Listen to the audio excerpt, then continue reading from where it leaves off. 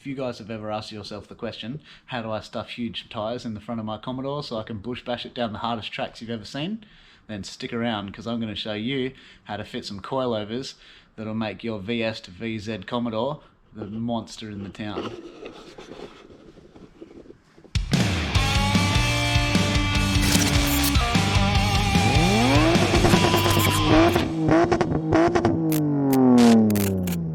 Now, I preface this with, this probably might not be legal if you're trying to drive it on the road. We're not going anywhere near a road where we're going, so it doesn't worry me whatsoever, but just keep that in mind if you're going to do this, because there is a little bit of drilling and cutting required. Not heaps, but probably enough to make it illegal. So,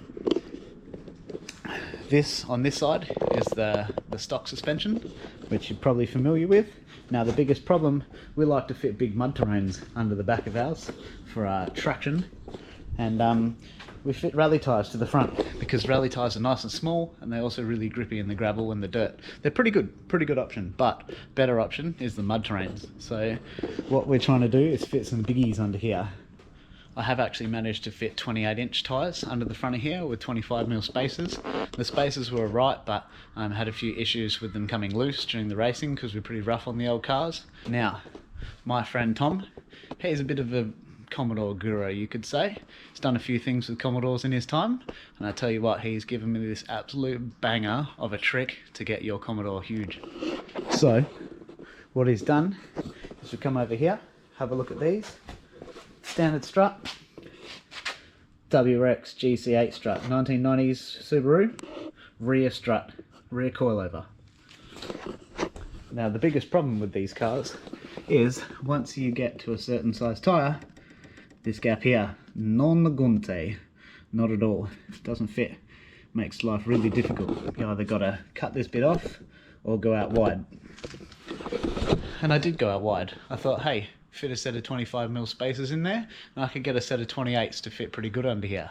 But they were super close to the strut and they rubbed a little bit, chopped out the tyre a little bit, and also I had a few problems with the actual spacer coming undone, even with Loctite. So I talked to my friend Tom and he said, yeah, do it. Gave me all the info I needed, and I tell you what an awesome little mod.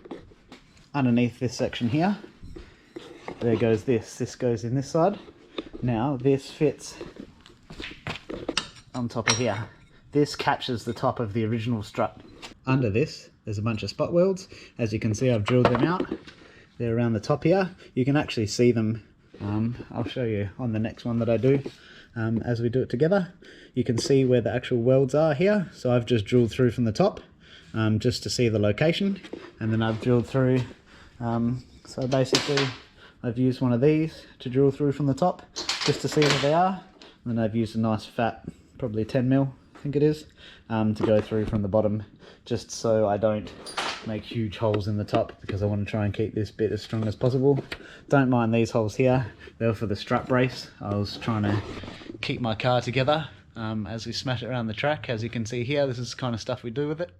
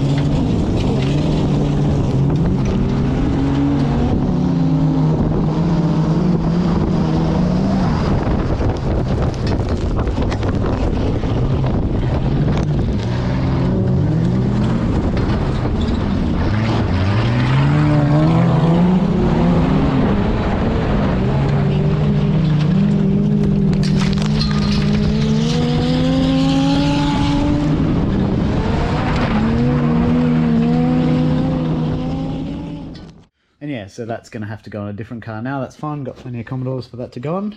And yeah, if you have a look, I'll show you the little diagram that Tom sent me. Basically speaking, it's just make a triangle to suit these. So it's 99mm. See here, 99mm between this one and this one.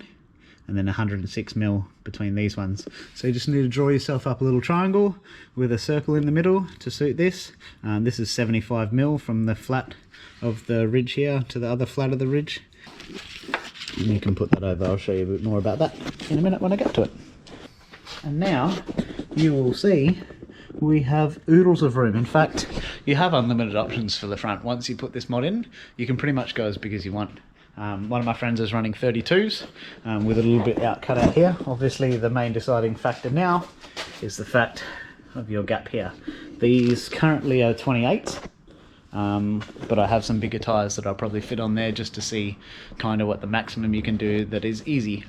I don't think I'm going to run much bigger than 28s on the front, for now anyway. We'll see. I'm actually thinking about going full driving with it, so if that happens, maybe I'll put a set of huge tyres on the front just for giggles. So one little comparison that I just want to show first up is the kind of how good the actual coils are, because one of the problems is that you change the coils around to something custom and then it makes it really stiff, which isn't great if you're trying to run around. So if I get on this, you can see fairly stiff still, but it does have some kind of shock absorption. So this is stock suspension. Keep in mind this has been thrashed around the track a few times.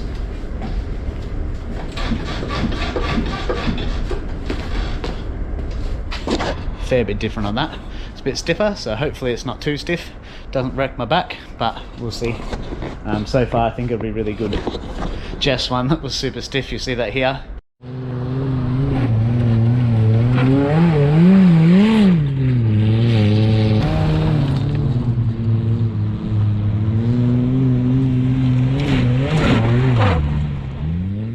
His one was so stiff that really hurt, so yeah, this one will be a little bit different.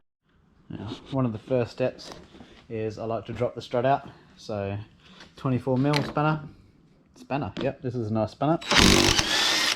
Now this one's been in and out on a number of occasions, so these ones are quite easy to take out. If you have trouble with it, I recommend using a rattle gun, purely because the actual shock of it seems sometimes to actually get it out quicker than if you try and do it slowly with the spanner. Sometimes the whole middle of the shaft spins, and then you got to muck around with it. So now these two bolts down here, these can be a 22 and a 19. My ones are a 19 and a 19. Another thing you have to do is disconnect your brake line and your ABS wheel sensor. You got to twist this one 180 degrees, and before you loosen it all off, you got to get this sway bar link in as well. The new struts, you can't use your sway bar, so I'm not sure how that will affect the driving, but I'll let you know.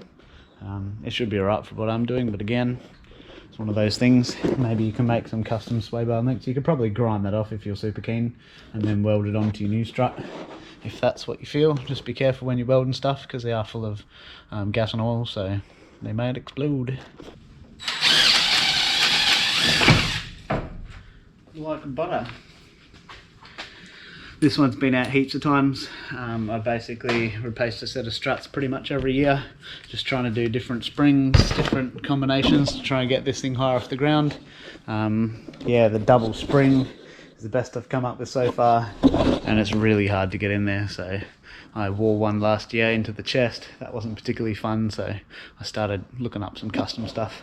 I actually looked into Adventurer struts and that kind of thing. The Adventurers are actually a little bit taller, so if you get their struts, that's not a bad option. But I priced it out, and by the time you end up, I mean, these cheap Max speeding rods or whatever other brands there are out there that do them that are the same thing, they're only $300 or so for a full set. So basically, if you can sell the fronts, you can get a set for $150.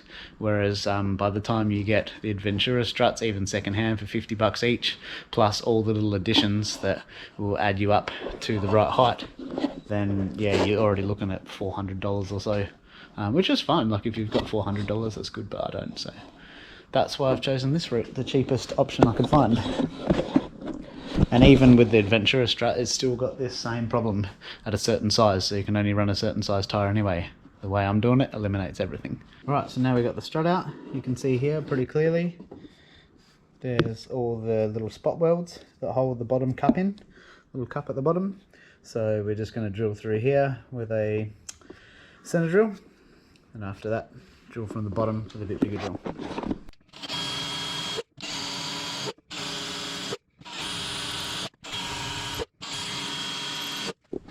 A bunch of little holes drilled in it.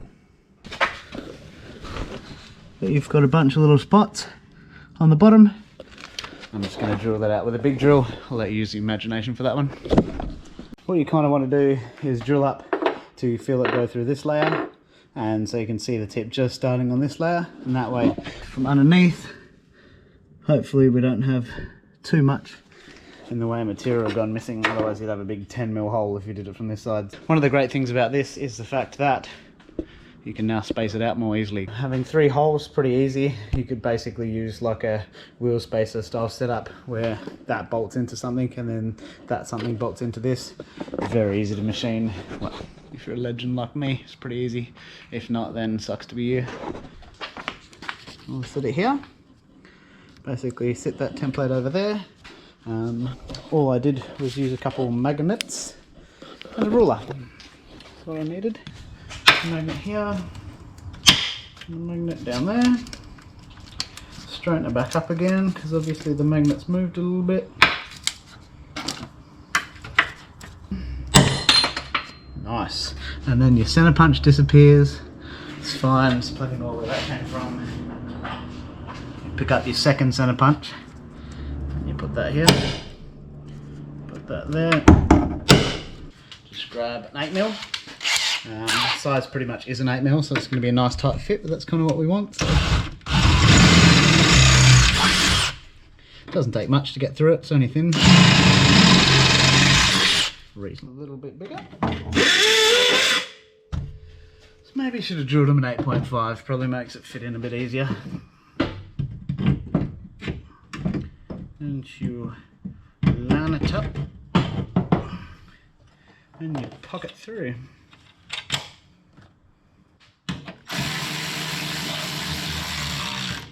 As you pull it up, it's going to bend this a little bit flatter than it used to be.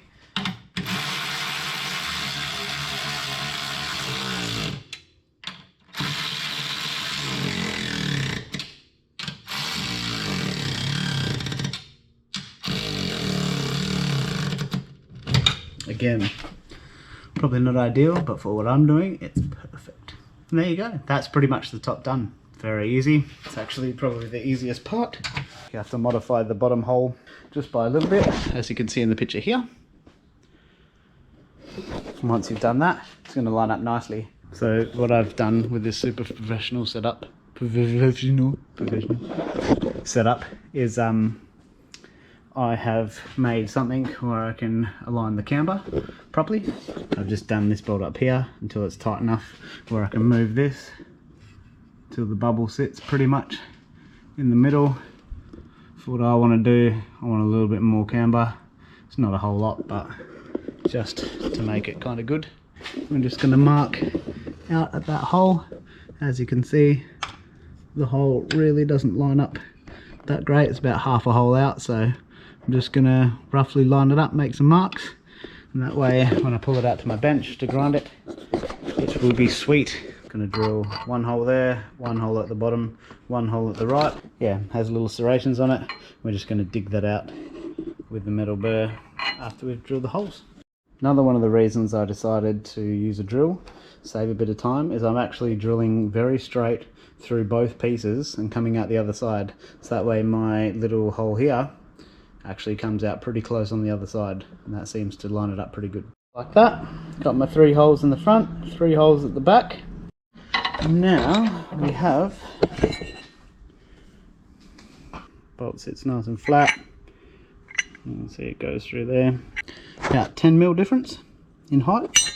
So before you chuck it on, just quickly put it in here, make sure it fits through good. It actually fits like a glove, so really nice job there. It's not even too loose. Fits good, and we put it back on here. But I need 2 hands. Put that back on, screwed it back in. You have one beautiful looking strut and a very much higher Commodore. Basically, I think they're pretty much, they look very similar to the same length. So I think if you just put them in, you'd probably end up with very similar to standard height. The main difference is you can fit huge tyres on. So yeah, and with a strut spacer, plenty of room up in here. You could go down, I mean, you could space it out 50, 100 mil. Probably, I would say, before you end up not being able to put in. The actual limit would be all of this gear here, all of your arms and stuff. Probably this front arm would limit you the most. Maybe if you've got a custom one of them, you could go down a bit lower, but that'll stop you. This one here will limit you a little bit. Probably end up with too much camber out at the top when you go too high. But yeah, maybe we'll make some spaces, but to be honest, as long as I can fit the 28s, that's all I'm really trying to fit. Just a bit bigger tyre, it gives me a little bit more room here, and the added stiffness here helps me alleviate some of this bumper, because yeah, that bumper really weighed it down at the front, made it wallow around a little bit. So yeah, alright, we'll put the other muddy on and we'll put it down and give it a jump test and see what's going on. And there we go. What we have is a huge amount of room in here. We could go way bigger with this tyre. And yeah, it's 28 inch. Or if you like it the other way around, it's 215/75 R15. Alright, go.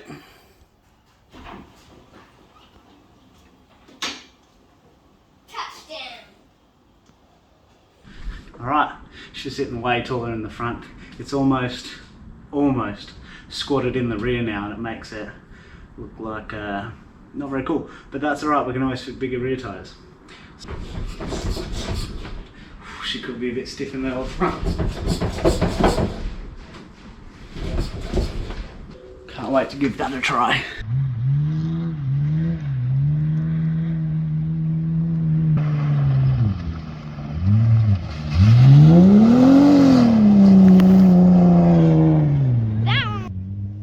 Thanks for that, Sean. It's got some in your phone. Look at my... Oh, oh, that's funny. what? Look at